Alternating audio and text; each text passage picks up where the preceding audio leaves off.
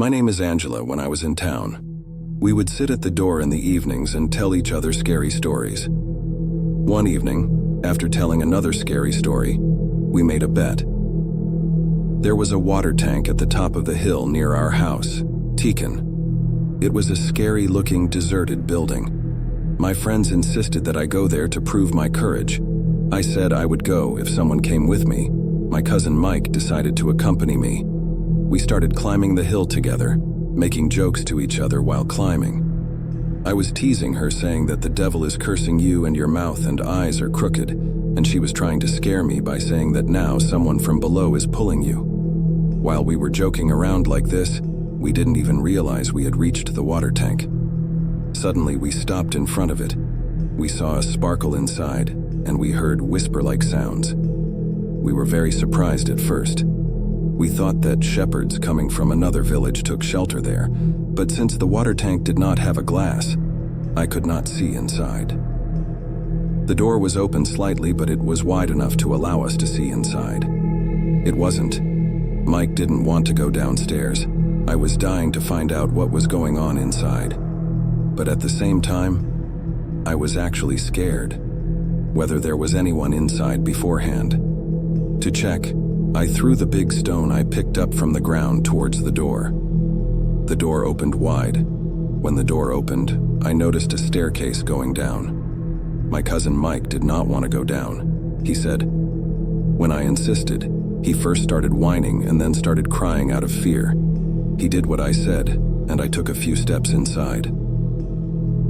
When I looked down the stairs, I saw that the light was more intense there. Whatever happened to me at that time, it was as if my feet started to descend the stairs on their own, and my cousin said to me, "I was just going to sleep." Since there was no solution, he started to get down after me.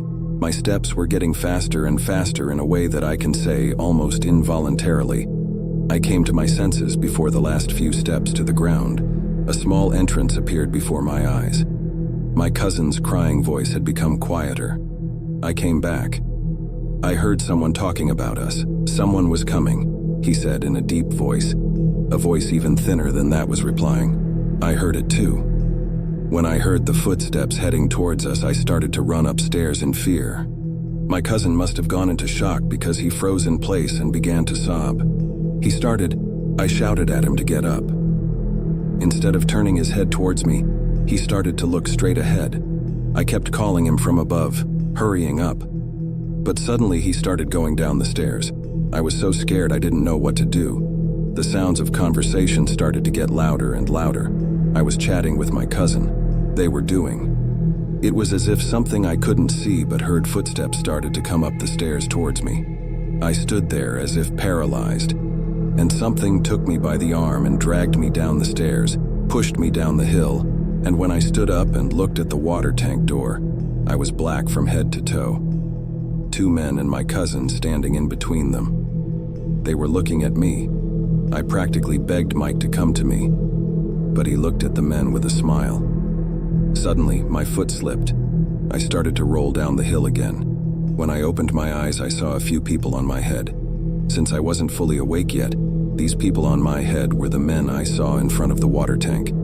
But when I heard my uncle's voice, I was safe, and when I asked about Mike, they said he was sleeping. They found us both lying unconscious at the bottom of the hill. I immediately ran to my cousin's room. My uncles came after me, and I asked my cousin questions about what happened in the water tank. Why did you act like that there? I was asking questions about why he went with those men, what he did with those men, and why he was found unconscious on the hill with me. However, my nephew was looking at me as if the things I was talking about had never happened.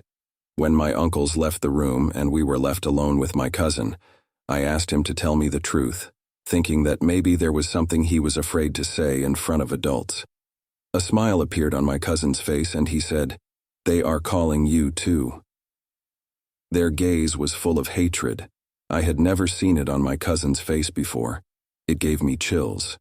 I didn't press it any further. In the following days, my cousin was with the adults, in the water tank, as if what happened had never happened, as if he didn't know anything. I was dreaming or lying. He continued to act as if he were saying, One day, my cousin attacked me out of the blue. He was very strange and full of hate. When our people saw him like this, they locked him in a room. Immediately they called the town priest. The priest read us and blew on us. My cousin slept uninterrupted for a week. When he woke up, he didn't remember anything. It was a difficult process for me. No matter what I did, I couldn't get it out of my mind. After the incident, I haven't even set foot in our village for years. I hope you liked our story. Do not forget your likes and comments for more stories. I would also be happy if you subscribe to the channel.